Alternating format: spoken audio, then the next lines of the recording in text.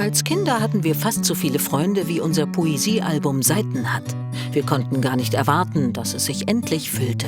Wen würde man wohl noch alles kennenlernen? Viele Freunde sind toll, sind belebend, bringen immer wieder was Neues. Das ist wichtiger wie jede Partnerschaft, finde ich. Aber würden wir Erwachsene noch einmal ein Poesiealbum unter unseren Freunden herumreichen? Wie soll man bloß allen gerecht werden? Das stresst mich sehr. Vor allem durch Social Media und durch dieses ganze Geschreibe auf WhatsApp und so. Da hat man dauernd den Druck, denen auch überall zu antworten und dass man keinen vernachlässigt. Es gibt ja auch positiven Stress, weil es ja auch immer Spaß macht. Auch viele Leute zu sehen, zu treffen, sich mit denen zu unterhalten, zu feiern. Studien zufolge haben Erwachsene durchschnittlich etwa 3 bis 4 enge Freunde, erzählt uns Janusz Schubin. Er lehrt Soziologie an der Uni Kassel und forscht zum Thema Freundschaft heute. Doch die Entstehung von Freundschaft folgt seit Jahrhunderten dem gleichen Prinzip, weiß er. Freundschaften entstehen aus meiner Sicht durch das Tauschen und Teilen von dem, was man Lebensverändernd nennt. Also durch das Tauschen von Symbolen, die für einen selber stehen. Man tauscht privilegierte Informationen übereinander aus. Und dadurch, dass man diese Geheimnisse übereinander hat, bildet sich ein Bund. Und das ist der Bund der Freundschaft. Genau, 2. Ich würde sagen so 3. Also wirklich richtig gute, die auch fast alles über mich wissen. Also viel mehr brauche ich da auch nicht. Wir wissen auch, dass sie sich auf mich verlassen können. Und das ist umgekehrt auch so. Das Internet hat uns gezeigt, dass wir große Freundeskreise gelassen nehmen, sogar darauf hinarbeiten.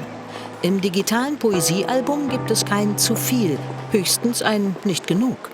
Naja, Facebook, das sind ja nicht nur enge Freunde, sondern da sind ja auch Bekannte drin, teilweise Leute aus dem Arbeitsleben, die man aus strategischen Gründen da drin hat. Das andere bei Facebook ist, dass da natürlich auch häufig, wenn man so will, eingeschlafene Freundschaften drin sind. Das heißt, die Zahlen sind eigentlich viel größer als die Anzahl der Beziehungen, die die Personen aktuell pflegen. Denn damit wahre Freundschaften bzw. beste Freunde daraus werden, müssen wir real und physisch Zeit miteinander verbringen. Erst dann entsteht so etwas wie Seelenverwandtschaft, erklärt der Soziologe. Mit jeder zusätzlichen Freundschaft wird es unwahrscheinlicher, dass man noch eine weitere Freundschaft eingeht. Das kann man so interpretieren, dass einfach es so eine Art von Beschränkung gibt, die mit Ressourcen zu tun hat, wie Zeit, wie Aufmerksamkeit, wie halt auch Ressourcen wie Geld unter Umständen. Wenn man Freundschaften pflegt, geht man ja auch teilweise aus, macht Sachen und da sind Grenzen eingebaut. Freundschaften verändern sich im Laufe unseres Lebens. Es gibt die aus dem Poesiealbum, das sind die langjährigen Freunde. Je länger die Lebensphase zurückliegt, umso seltener müssen diese Beziehungen in der Regel gepflegt werden. Aber wie wird man neuen Freunden gerecht? Aber gerade bei diesen aktuellen Freundschaften ist es häufig so, dass die, wenn man so will, noch sich am Intensivieren sind. Und da ist dann zeitliche Frequenz sehr wichtig und dadurch, dass sie viel Zeit verbrauchen, nicht so viele gleichzeitig gehen. Und wie umgehen mit den Freunden in der Ferne, damit die Freundschaft nicht einschläft?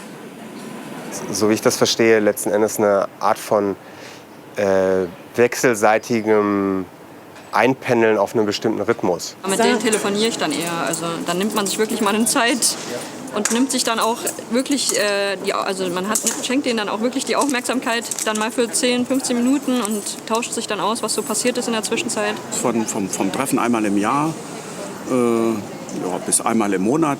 Das ist natürlich immer, weil das von 2 Seiten abhängt, schwierig, weil das kann schiefgehen. Ne? Das heißt, der eine hat eher ein Bedürfnis, einmal im Monat zu sprechen, bei dem anderen reicht einmal im halben Jahr.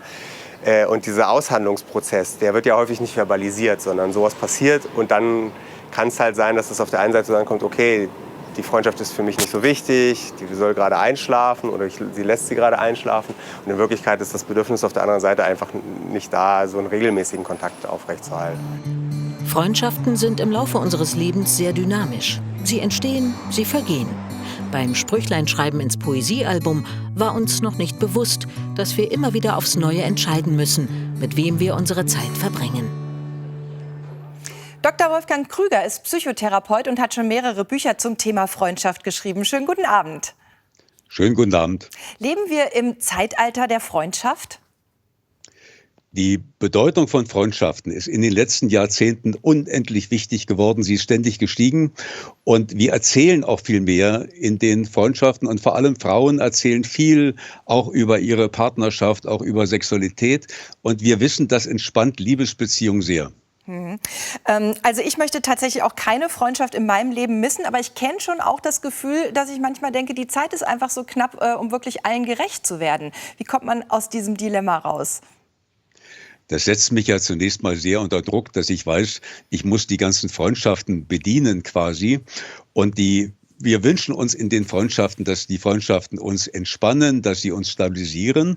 Und das passiert vor allem in den Herzensfreundschaften. Und das sind die Freundschaften, wo wir wissen, dass der andere mehr oder minder alles versteht, was wir erzählen. Und der andere ist sehr verlässlich. Und wir haben das schon gehört, davon haben wir im Allgemeinen höchstens 3 und die halten durchschnittlich länger als 30 Jahre. Okay, also das heißt, ich muss mir erst mal klar werden in einer stillen Stunde, wer genau diese Herzensfreunde sind.